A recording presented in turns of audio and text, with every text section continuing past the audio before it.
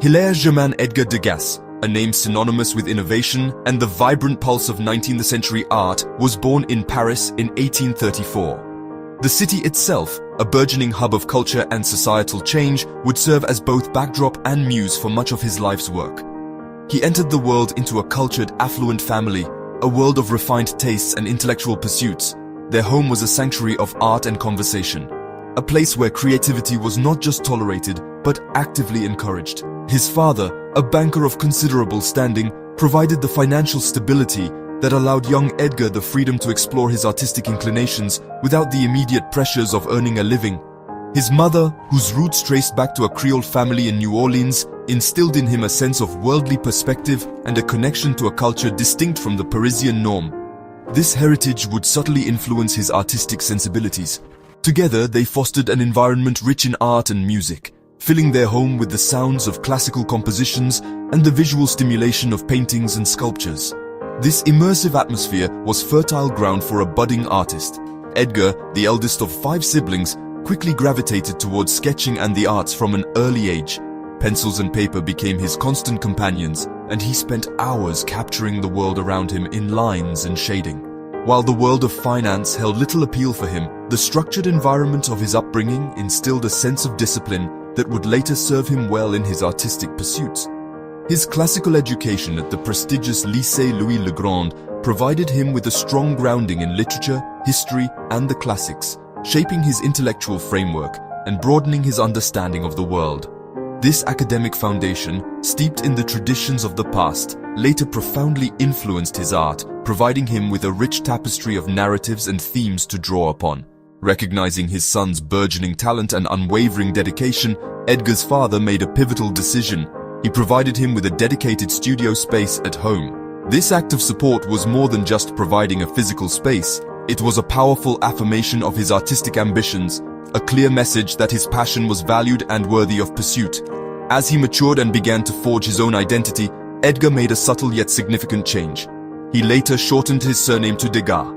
This deliberate act of simplification distanced himself from aristocratic heirs, subtly aligning himself with the burgeoning spirit of modernity and the changing social landscape of Paris. He was, in many ways, a man of contradictions, a complex individual navigating the shifting sands of 19th century society. Born into a privileged world, he was nonetheless fascinated by the lives of the working class, the ordinary people who formed the backbone of Parisian society. He found beauty and inspiration in the everyday realities of urban life, capturing the fleeting moments and unvarnished truths of the world around him. Countless hours spent meticulously copying masterpieces at the Louvre, the hallowed halls of artistic history, laid the crucial technical foundation upon which he would build his groundbreaking career, honing his skills and absorbing the lessons of the masters. In these formative early years, Degas' unique blend of privilege, unwavering discipline, and constant exposure to the world's greatest art irrevocably shaped the artist he would ultimately become, a master observer, a technical innovator, and a chronicler of modern life. Degas' formal artistic journey began in 1855. He sought guidance from Louis Lamont, a figure of considerable influence in the Parisian art scene. Lamont, a respected teacher, provided Degas with his initial structured training. Lamont was not just any instructor. He was a student of the revered neoclassicist Ingres, a name synonymous with artistic discipline and classical ideals. Ingres's influence permeated the art world, and Lamont carried that torch. Ingres's mantra, "Draw lines, young man, and still more lines," was more than just a saying. It was a philosophy, a rigorous approach to mastering form and structure. It emphasized the importance of precise observation and meticulous execution. This emphasis on line work became Degas' guiding principle, shaping his artistic vision and approach to creating art. He embraced the discipline and the challenge it presented. Beyond Lamont's instruction, a brief but significant encounter with Ingres himself left a lasting impression on the young Degas, solidifying his commitment to the craft. This encounter cemented Degas' devotion to draftsmanship, reinforcing the importance of skillful drawing as the foundation of all great art. He understood that mastery of line was essential for capturing the essence of form and movement. Rather than remain confined within the traditional structure of the École des Beaux-Arts, with its rigid curriculum and established norms, Degas chose a different path. He embarked on a journey to Italy in 1856, seeking inspiration and knowledge directly from the source. He believed that to truly understand art, one must immerse oneself in the masterpieces of the Renaissance, studying them firsthand in their original context. He dedicated 3 years to meticulously copying works by Giotto, absorbing the principles of composition and narrative storytelling that defined early Renaissance art. He studied the vibrant colors and dynamic compositions of Titian, and he was particularly drawn to the powerful figures and dramatic scenes created by Michelangelo.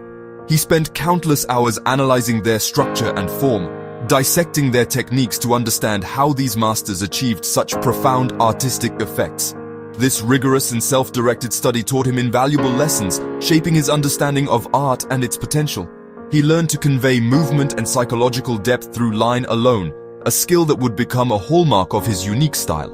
Unlike many modern artists who sought to break entirely with the past, rejecting traditional techniques and subjects, Degas built his innovation on a classical foundation, grounding his modern vision in the timeless principles of art. He meticulously planned his compositions, carefully considering every element and its relationship to the whole, ensuring a harmonious and impactful final result. The lessons he absorbed from Italy, the importance of composition, the power of line, and the enduring beauty of the human form, became the bedrock of his art, the fundamental principles upon which he would build his unique and groundbreaking style.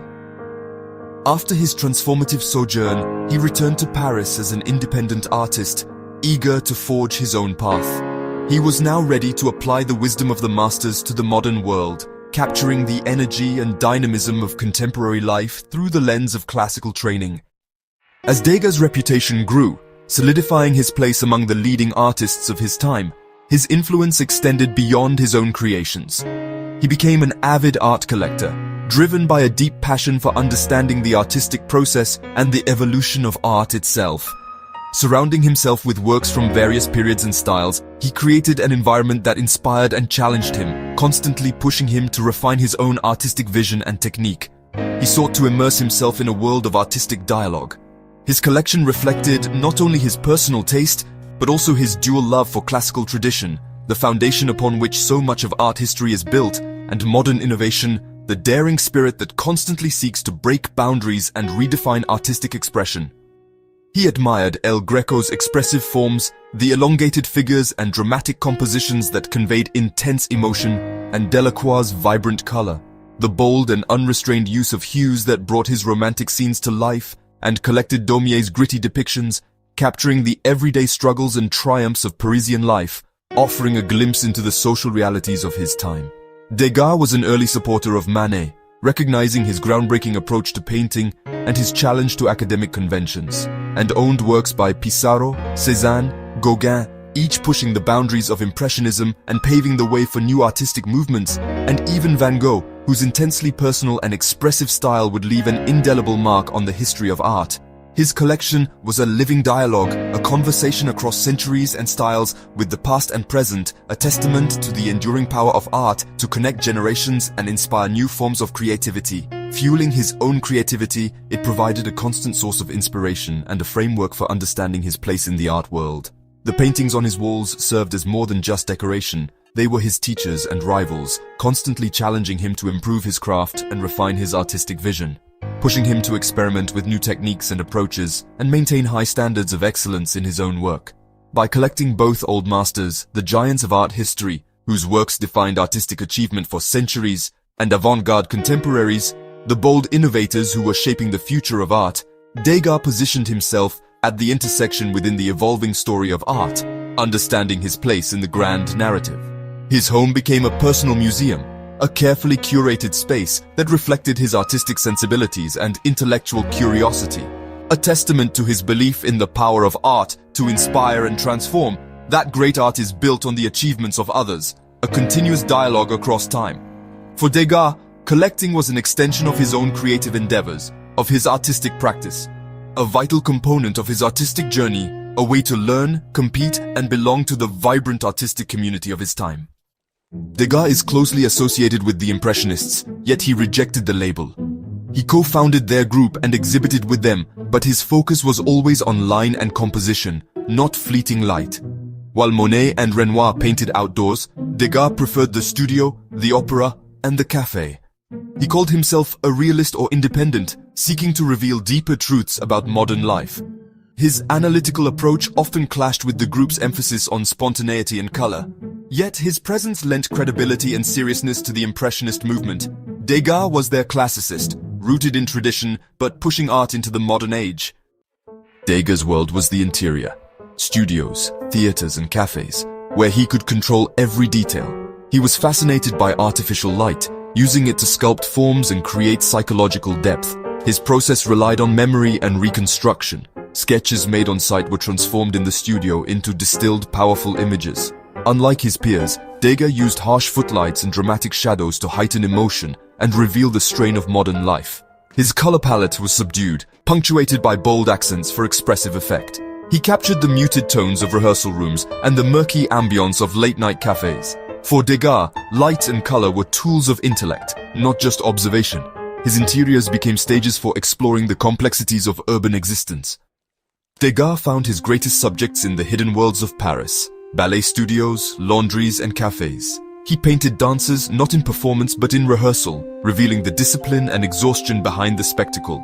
His images of laundresses and milliners showed working women with unsentimental realism, highlighting the physical toll of their labor.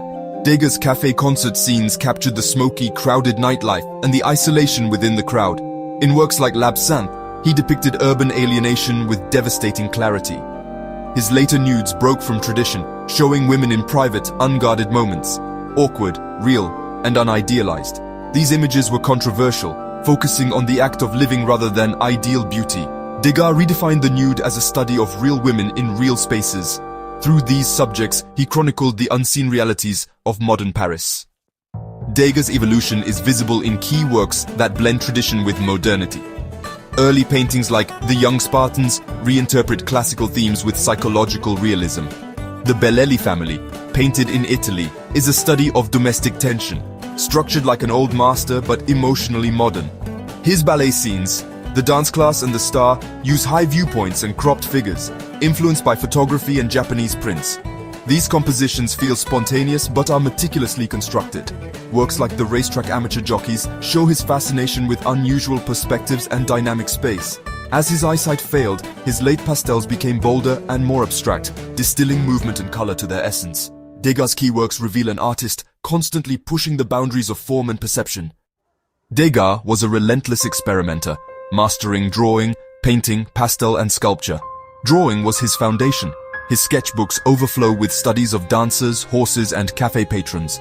Pastel became his signature medium, uniting line and color in luminous, layered works.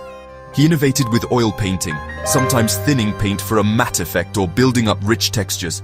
Sculpture became important as his eyesight failed. His wax models, especially the little 14-year-old dancer, shocked viewers with their realism.